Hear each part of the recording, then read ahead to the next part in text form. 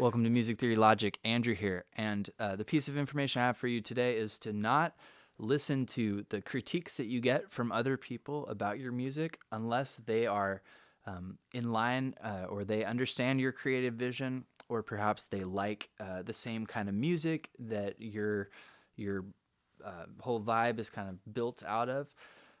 But most importantly, don't get offended at criticism. Understand that it's what one person says isn't necessarily reality, or it doesn't indicate that a lot of other people will feel that way.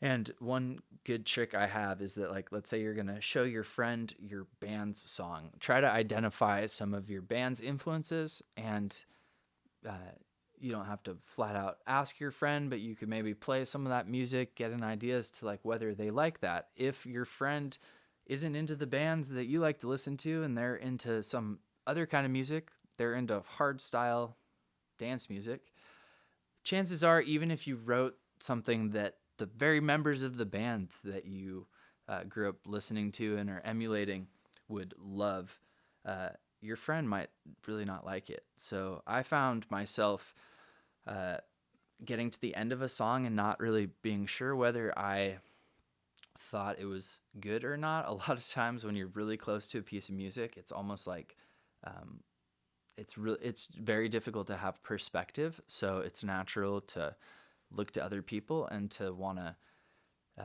get some input from them as to whether or not they like it. And I ran into the problem where I was getting feedback from the wrong source and then listening to that feedback and feeling that feedback was accurate. And so do yourself a favor and make sure that whoever is giving you feedback on your music at least likes the music that you like.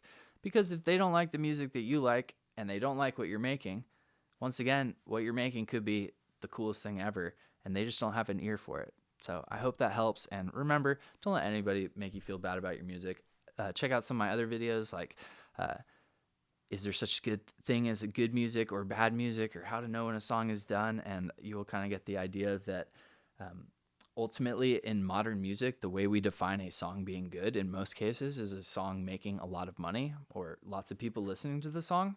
We all know examples of songs that have lots of streams that we may not like. That doesn't mean that those are bad songs, but we don't like those. And so if that artist was showing us that song, not knowing if it were big or not, we would probably give negative feedback to it, maybe not to their face, but on a comment board. But again, that doesn't necessarily, how we feel about it doesn't mean there's not 10 million kids that don't like the kind of music we like that are really going to enjoy that stuff. So don't get down on what other people say. It's kind of part of being a creative person. You've got to make stuff and accept that people are going to like it and people are not going to like it. And as long as enough people like it, that's really the name of the game. So if that helped you, you'd help me out a lot by subscribing to the channel. Go make some tracks and have fun. Cheers.